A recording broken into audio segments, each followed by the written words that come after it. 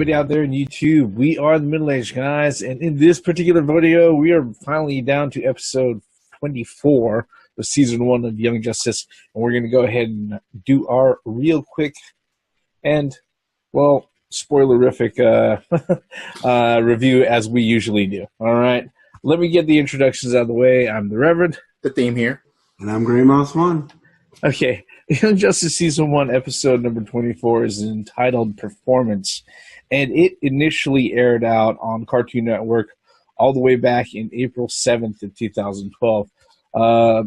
Like usual, folks, episodes are almost 6 years old. We're not going to be giving any sort of spoiler warnings, because after a quick synopsis, we're going to talk about 3 talking points: what we liked about the episode, what we didn't like about the episode, or if there was anything that we would like to change, what details we would change. And then also, if we notice any details act as a setup or reference to a future storyline or episode that's coming down the pike, since we're coming to the end of the first season, maybe not, the future of this season, maybe into the future of the second season as it stands. All right. Okay. The synopsis of this particular one is that we have the Dangers at Haley's International Traveling Circus. All right, Dan Danger, Don Danger, Dane Danger, Dean Danger, and Diane Danger. Basically, the members of the team comprises Robin, Miss Martian, Red Arrow, Superboy, and Artemis. Basically, are on Robin's request, basically are doing an undercover mission for Batman. All right. What's happening is that they're following Haley's International Traveling Circus around because there seems to be a crime spree of high-tech, of technology and weapons that have been disappearing all along these stop routes that the Haley's Traveling Circus, all these cities that Haley's Traveling Circus has stopped at. So, at this moment in time, Agent Faraday has already begun his investigation into Haley's circus, and he's pretty much been telling Jack Haley, the owner of the circus, look, I don't know what's going on, but it's not a coincidence. Everywhere you guys have stopped on your European tour, there's been a big break-in, and, things have gone missing. He's like, whether or not you're involved, directly or indirectly, if you don't fess up and help me solve this sometime soon, I might have to close you down, right? So if you know Robin's backstory, you'll know that the Haley's Traveling Circus is actually where the Flying Graysons used to go ahead and perform. This particular piece of information is actually relayed again in the conversation between Robin and Kid Flash, who Kid Flash is one of the few guys on the team who knows exactly who he is. He knows his whole backstory and everything. But as Robin says, he's there to help out Jack, and he wants to make sure that everything is clean.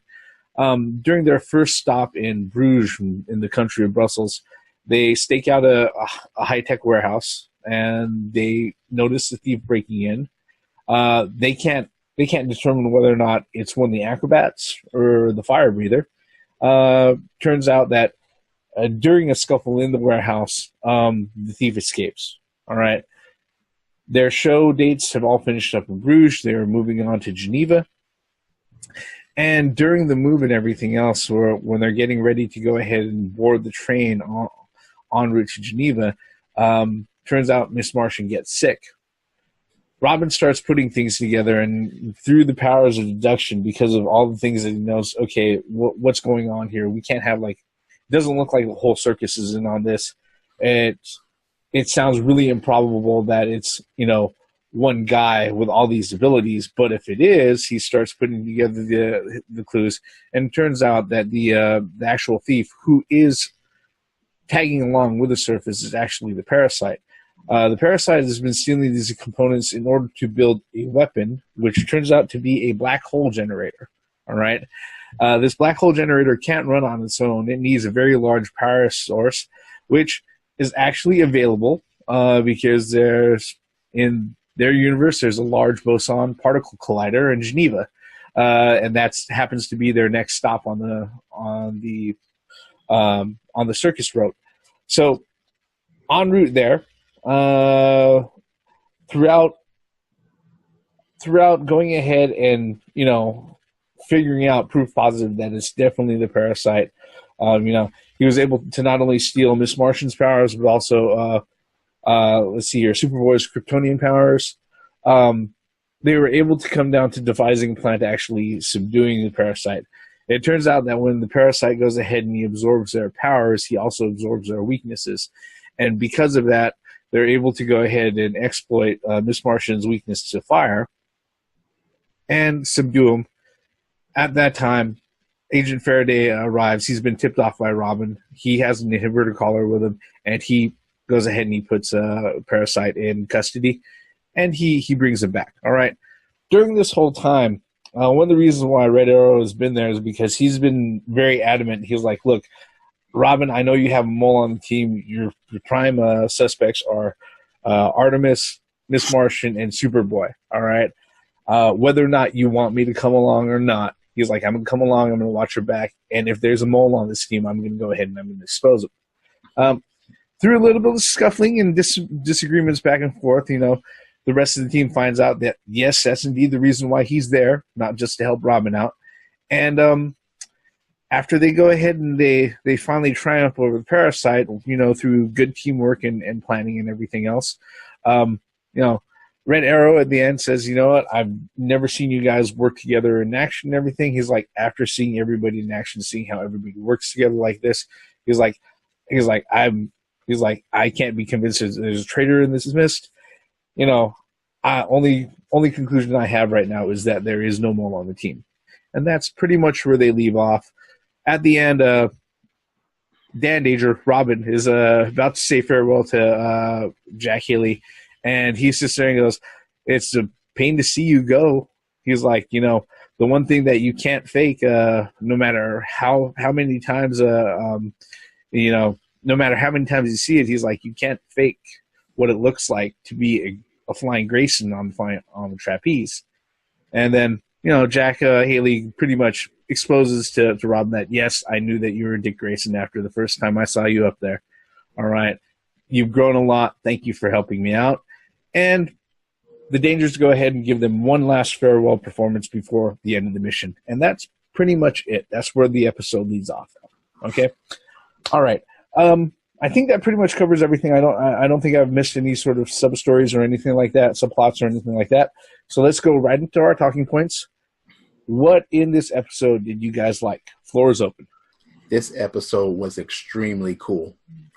Not only do you have Robin return to his real roots, that I got a kick out of that, because you don't usually see that. You don't usually see Dick Grayson return to his Flying Grayson roots. I really like that. I like the way the story was integrated around that. That's one of the things that made the episode quite fun. But Gray Mouse, what about you? Yeah, to continue on what you're saying, in a couple of videos previous, I've mentioned that everybody had their backstory episode, and this is the final one, Robin. But I just wanted to add on, but one thing that I really particularly liked was the dialogue in this episode. A lot of slapstick, especially from the enemy, Parasite. There's a couple times when I was actually laughing at some of the comments that he said, and it was just great. I really enjoyed the slapstick of this one. I wouldn't really call it slapstick, I guess, but the comedy was on point on this one. Not only the comedy, but like the conversation when the team was having, when Miss Martian got sick, and she goes, "Yeah, and that Martian can catch a human virus," and Robin goes, "H.G. Wells." That's what I was saying. It was a lot of the dialogue was actually the dialogue stole the show on this one. Whatever was done it was just excellent. The dialogue was excellent. I was like, wow, they threw a War of the Worlds reference in there. Bravo. Oh. You got away with it. For a freaking cartoon that's supposed to be for kids, you throw a War of the Worlds reference into it. Bravo to that. Yeah. I hope you didn't catch it from me. I feel so silly. Who knew a Martian could be vulnerable to a human virus? H.G. Wells? Yeah, this particular episode is a very fast moving episode. Without the commercial breaks and everything else, it's like 22, 23 minutes long, and it literally goes like that. It's really, really quick. They set you on the way, and they go ahead and then, instead of completely explaining the whole situation, they kind of set the table on the way. All right. Mm-hmm. But yeah, they do go ahead and they give you that glimpse into Robin's backstory, into his background and everything else. But the cool thing about it is that, this particular episode is a really good episode to use as, a reference point as far as the difference between the team when Artemis first came on to the difference with the team now, even without the leader Aqualad and or Kid Flash around, So yeah, as far as it goes, if you were to sit there and like contrast this to what I think episode number 5 or 6, which is the first episode that Artemis comes on, I think it's it's 5. It's 6. 6. 5 is when she saves Kid Flash in the school episode. Facing, yeah. Android. Mm-hmm. Yeah, but 6 is really the one where she actually shows up as part of the team. Yeah, if you were to compare, episode 24 to episode 6, it's like, wow, they've really come a long way. And because of that, especially if you're somebody like us who've watched the whole series from the first episode and everything, it really does carry a lot of weight. Even as fast as it goes and as casual as a lot of the conversations go, there's a lot of weight with what goes on, because everything has a very solid context. Okay, I mean, even when it comes to smart-ass comments about H.G. Wells or staying whelmed or stuff like that, guess what? Because that's Robin. That's just how he is, and that's how he handles, taking care of things around his other teammates. But that's not to say that this particular episode is perfect. All right, it is very good. I'm not going to say it's perfect. Although at the end of this one, we might make some cases to go ahead and negate that point. Was there anything in this particular episode that you didn't like, or were there any details that you would change if you had the choice? I'm not even sure about that, because the episode flowed, especially with Superboy even still keeping his secret about him using the shields. That was good. Red Arrow, he explained on, he knows that Artemis and freaking Miss Martian has already been caught in lies, and you could be programmed. I mean, I'm not sure if I would change anything about this episode. Because I don't think there was anything that was really, really out of place, unless it just went over my head. Gray Mouse, what about you? I'll probably get some slack about this, but I felt that the villain was in it just to have a villain in the episode. I mean, the parasite was collecting parts, to create a black hole, but for what? It just seems like, I know, to suck up Geneva. I got that. Gotcha. Typical villainy. But I just felt like, I was like, okay, why is he here? I mean, because I think I kind of understand that it pushed the plot forward, as in why Dick Grayson was he went to go help his friend. There's something going on, but it was never really explained why Parasite was putting together a black hole generator.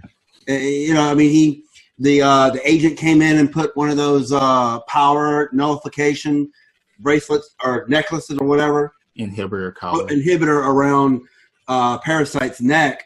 And of course, we know he's going to Bel Rev. So guess who's there? There's an insider in there. So I just really felt that they needed to have an enemy there, to push this whole story along. I mean, it worked, but I just wish that there was a little bit more there. That what was the purpose of him collecting the parts to create the black hole? I mean, but then I guess the other argument is this is like, why does the Joker do what he do? You know, if you want to put it that, I'm just saying. So I mean, it could be the same way, but I just wish there was a little bit more information.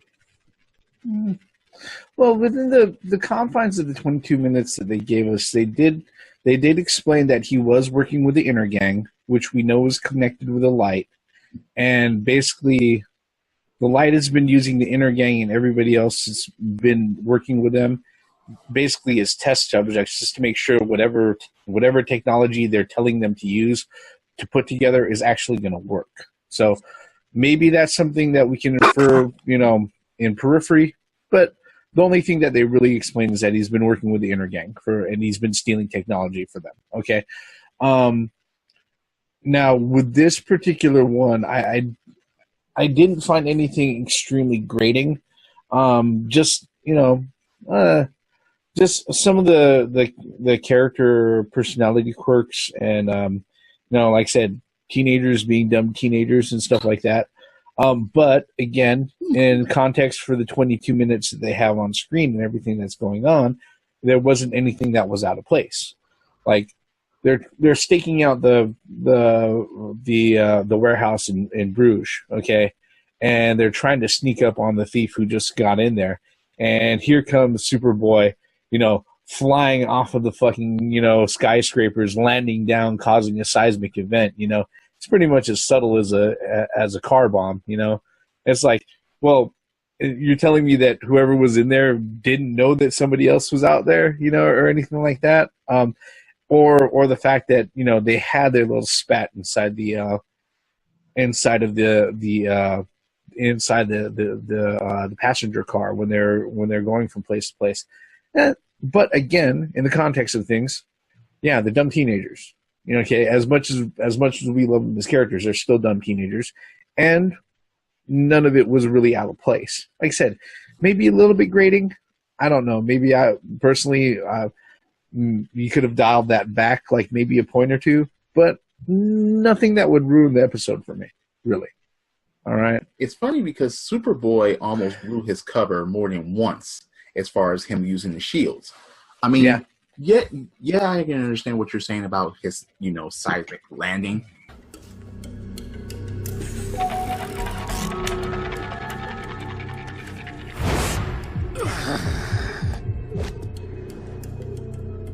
Did you see where he went? But I believe that was after he put the shield on. Yeah, so if he would have floated to the ground, yeah, I don't think that would have went well. I mean, when Parasite freaking he drew him off the train and Superboy flew back on it. I got him, but he's on to me. Exiting the dining car now. He's gone topside.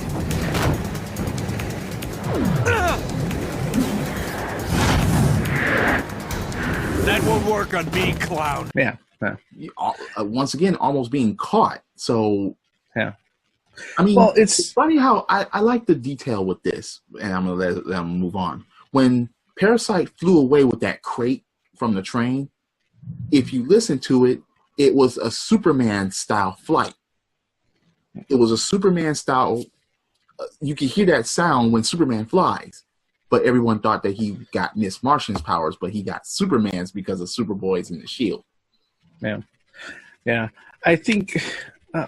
Like I said, as far as it goes with this, there wasn't anything that stood out that was like, okay, there were a lot of details, and that actually kind of helped the fact that it was like, okay, considering the bad guy that we had in this particular episode, and considering everything that was happening, that really helped move things along very, very quickly. There wasn't anything that was there that was going to make me really, really annoyed, all right?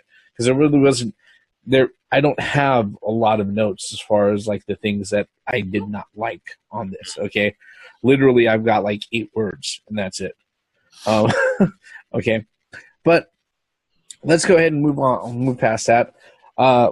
Third talking point: was there anything in this particular episode that you noticed set up like a storyline or something else that's coming in the future? Maybe not in the next few episodes, maybe into the second season. Floor is open, guys. Wow. Okay. You saw Superboy using the shields.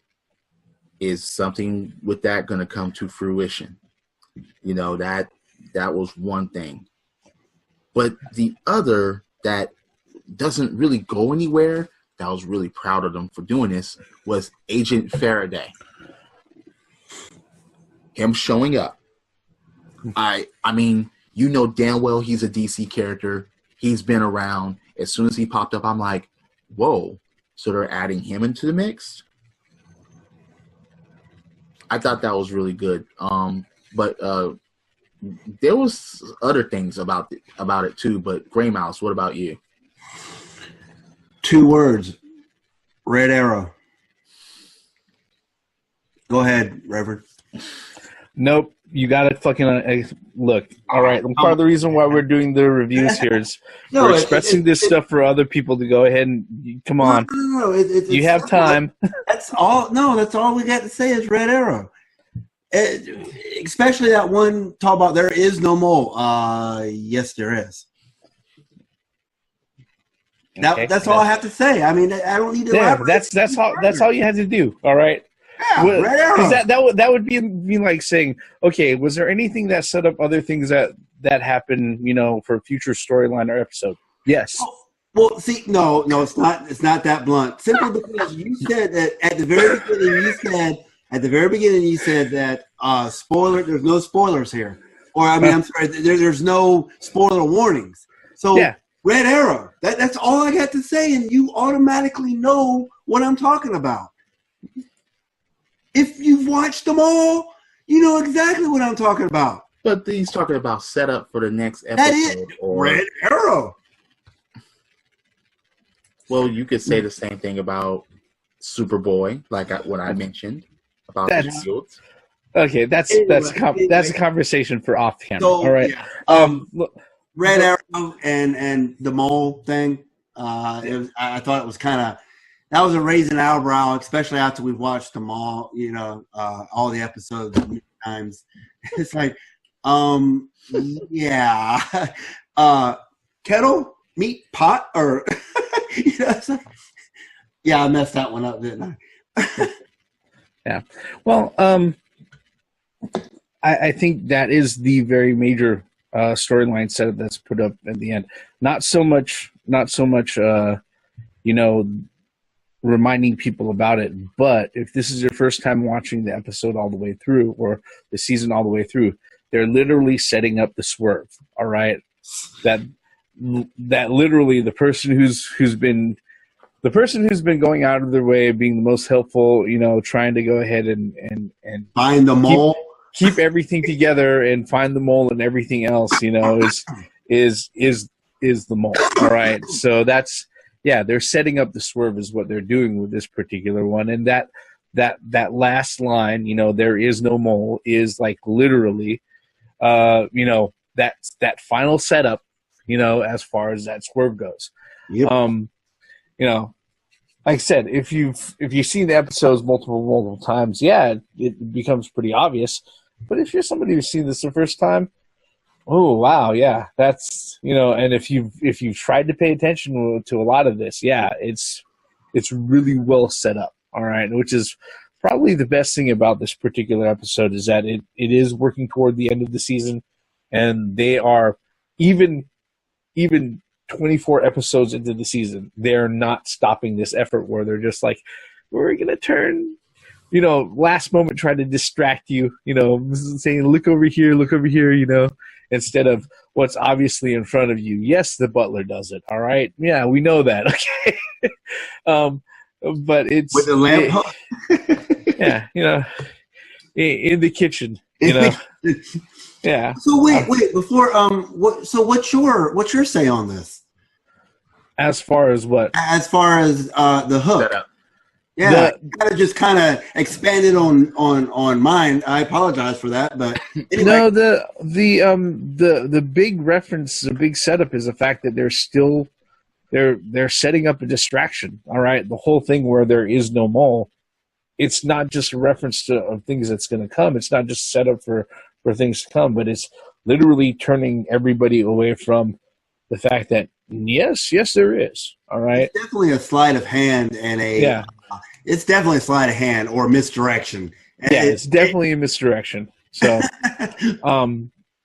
yeah, and that's one of the things that I absolutely love about this particular episode. All right, but before we ramble too far on, let's go ahead and wrap this one up. On a scale of yay, nay, or meh, what are your final thoughts on this particular episode, guys? Yay, and that's all I'm going to say about it right now. That I can go on and on. Gray Mouse, what about you? You cannot use my one word thing. No, I hate this fucking episode. This episode so No, this was a great episode. The dialogue was great. I love it. It's definitely a yay for me.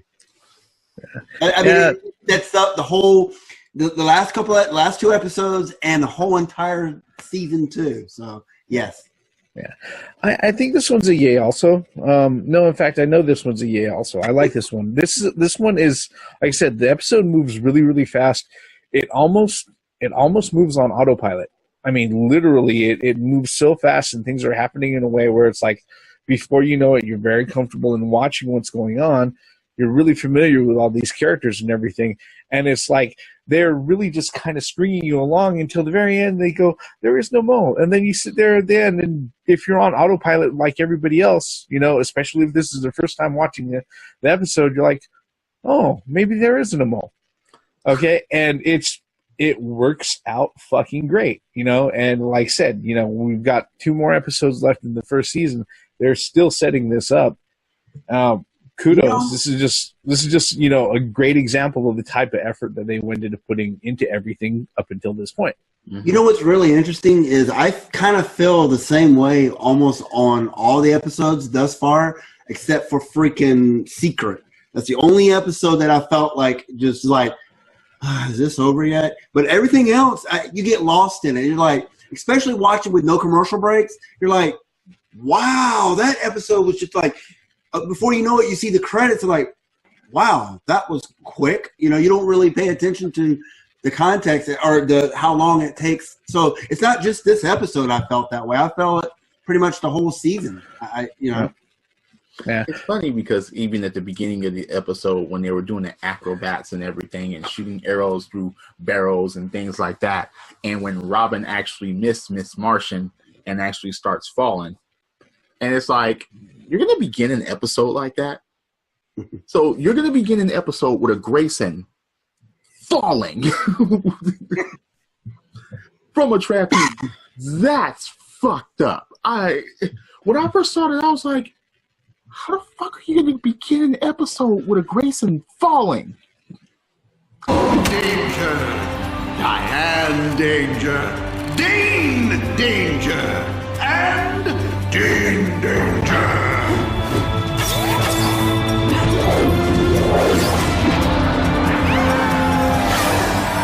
You'll never see another trapeze act like this, folks. And all performed without a net.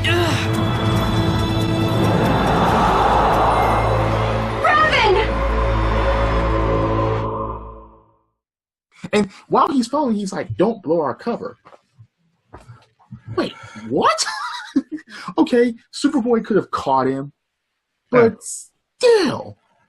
It was just like, you start with a Grayson maybe falling to his death in a circus act. It's like, what is this? Robin's Reckoning Part 1? Yeah. But then this episode, and that's why I wanted you guys to go first, because it was real deep with Robin, really deep, and the conversation that him and Kid Flash had about it. Well, Billy and Dick go back.